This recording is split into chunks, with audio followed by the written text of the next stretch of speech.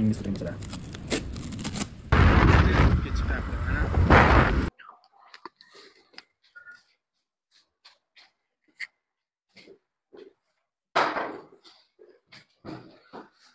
Assalomu alaykum aziz obunachilar. Bugun Seven Motors firmasining, Seven Motors kompaniyasining N17 yaponskiy LED faralar bilan jihozlangan skuterini qanaqa holatda akkumulyatorlar ichiga qo'yiladi, qanaqa holatda ustanovka qilinadi, hamma narsasini ko'rsatib boraman va oxirida narxini ham aytib o'taman.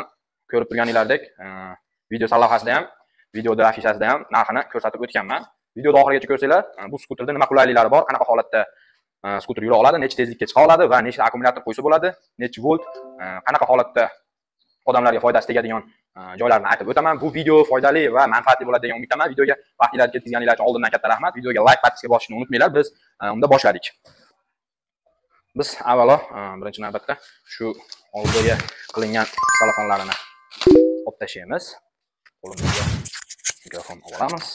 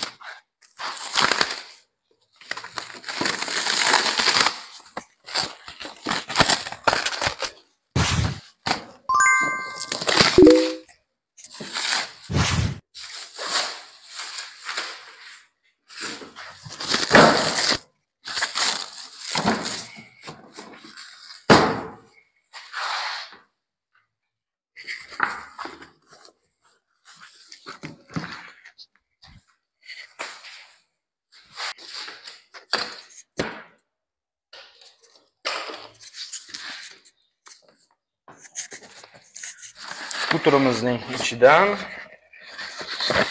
mana bunday Seven Motors logotipi tushirilgan sumka chiqadi va buni ichida bokovoy oynalari, yon orqa tarafni yoki yonboshni ko'rsatadigan oynalari va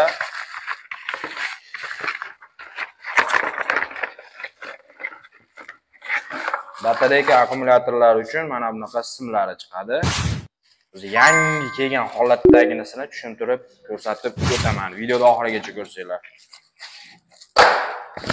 Va ichidan skuterning poliga chiqadi. U GM ga o'xshab 5 polik kelmaydi. Xitoylar biladi. Poligi bor.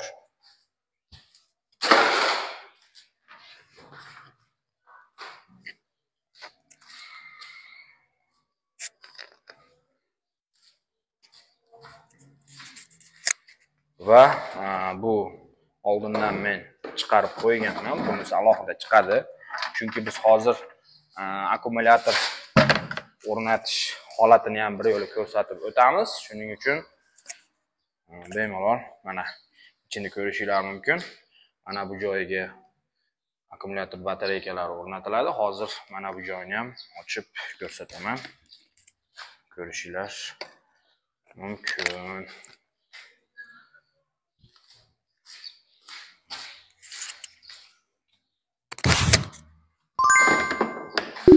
Mana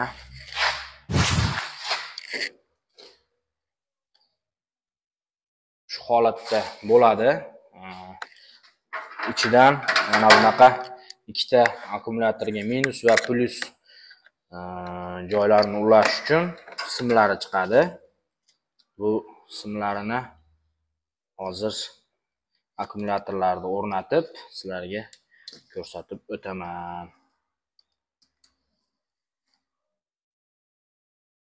Videoda oxirigacha ko'rsanglar, qolgan joylarni ham hamma narsasini ulab, akkumulyatorlarni qanaqa holatda ulanadi va ichiga shu aslini olganda nechta akkumulyator ketadi ichiga. Shu narsalarni ham ko'rsatib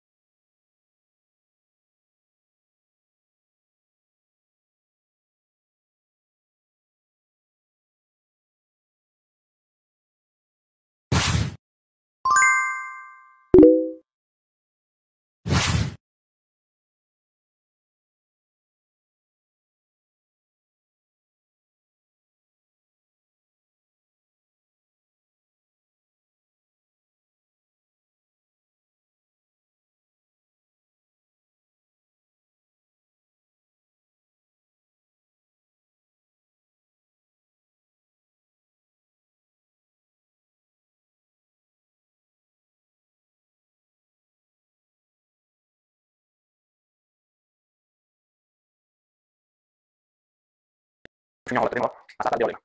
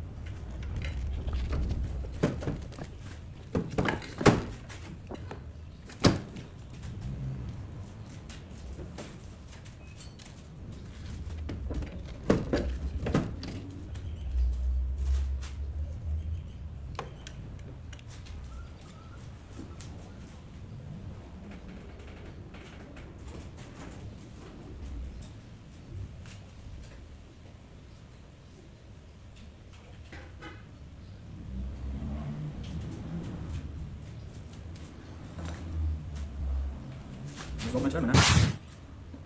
Akumulyatorda skuterga qo'yish jarayonini ham ko'rsatib o'tyapman. Mana holat to'g'ri ko'rganlarik. Plus minus. Plus bilan plus emas, minus bilan minus emas. Plus minuslar ketma-ketlikda uranyapti. Biri ketib. Mana plus bo'lsa, minusga keyin plus bo'lyapti. Holat o'rnatilyapti. Mana qancha murakkab narsa emas. Plus bilan plus bo'lib qolsa, oldingdan deb bu kishini kimdan qo'lga oladi?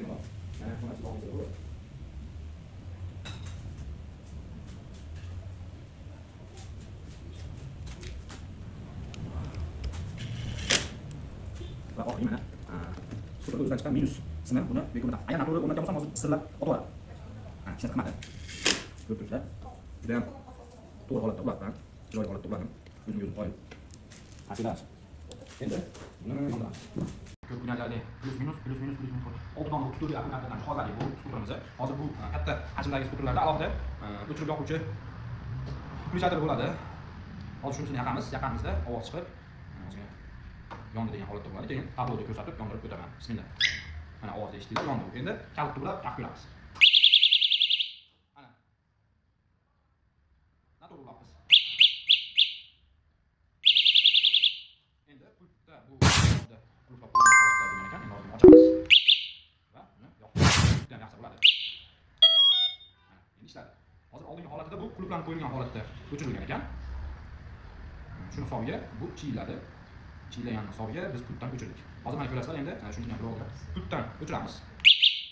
O'tar. Signal. Shuni endi kalt qilamiz. Qani chiylaydi. Ko'rib turibsizlar, yondi. Chiylagan yo'q. Chiylagan bu buzuq skuter degan emas. Probega bor ekan 50 km masofani yurgan ekan. Shunga oldin men buni oddiy akkumulyator bilan jihozlab, hozir yurib ko'rganman. Keyin alohida akkumulyatorlarni sotgan hisobga buni rezervga olib qo'yganman.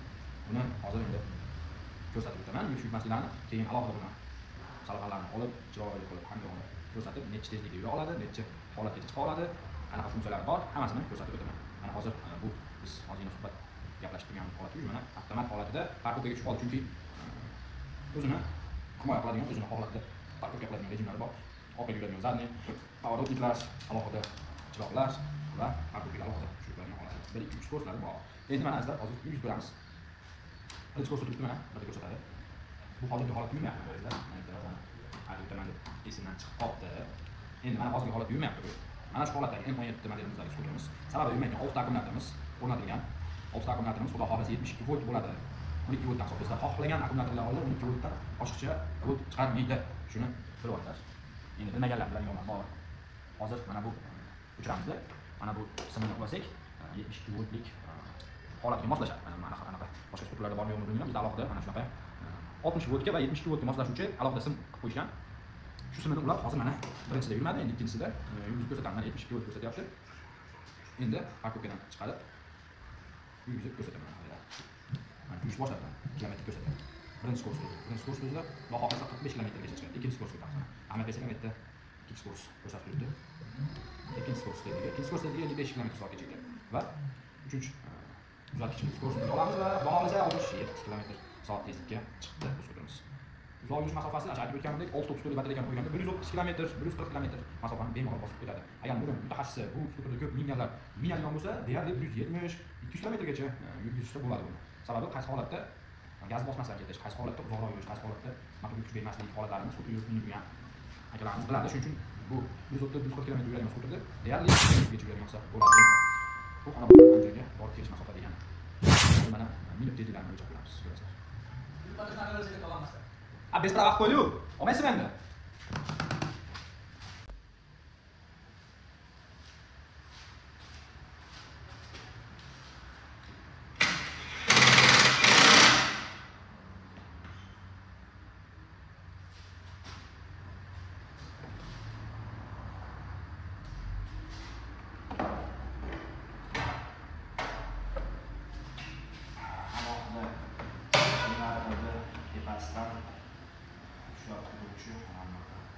Temiri ham bor.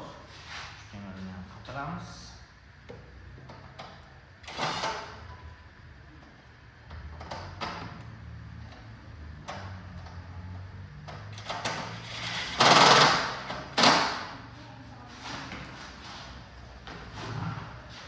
Va o'rindiqni ham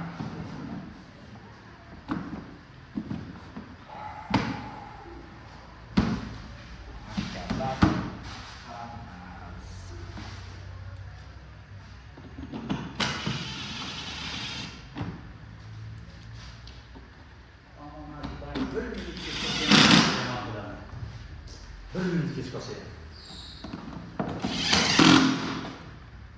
Kelyapsizmi? 1 minut kech qolsa ham yomon qilaman. Ona yersi bo'lsa kelsin, ammo qo'yarimga. Nimaga aytay? Bo'lish mumkin. U men 4 dan 15 minutgina kelsam pul topshirgan. Aka ba'zida keldi dedi. Kechqurun, kecha. Kechami? Hozir kelsam hech kim yo'q. Biz olib kechib ketyapmiz. Qo'yma, 1 million bunday olib qo'yilib chiqib ketib, chek bering bo'ldi. 1 minut vaqtingiz ketmasdan yo obed dedi. Ha, bo'p ketdim. Soatni ko'rib oldim. Arzon bo'lmayapti-da, qiynalib qolmang, keyin deyapman-da, to'lovlarda qiynalib qolmang deb. 450 dollar berdingiz, bittasi aytdim.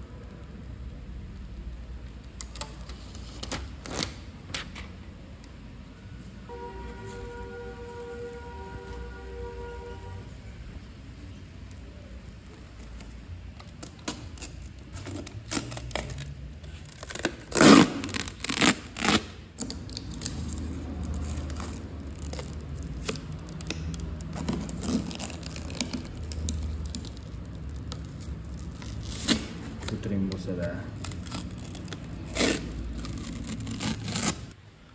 Azizlar, endi skuterda tezligini va nima funksiyalari borligini ko'rsatib o'taman. Qani, videoda kuzatishda davom etamiz. Azizlar, mana speedometrda ko'rib turasizlar, ichiga chiqishini. Birinchi skorsda xohlasa mana 45-44 ga chiqdi. Ikkinchi skorsda mana ketdi.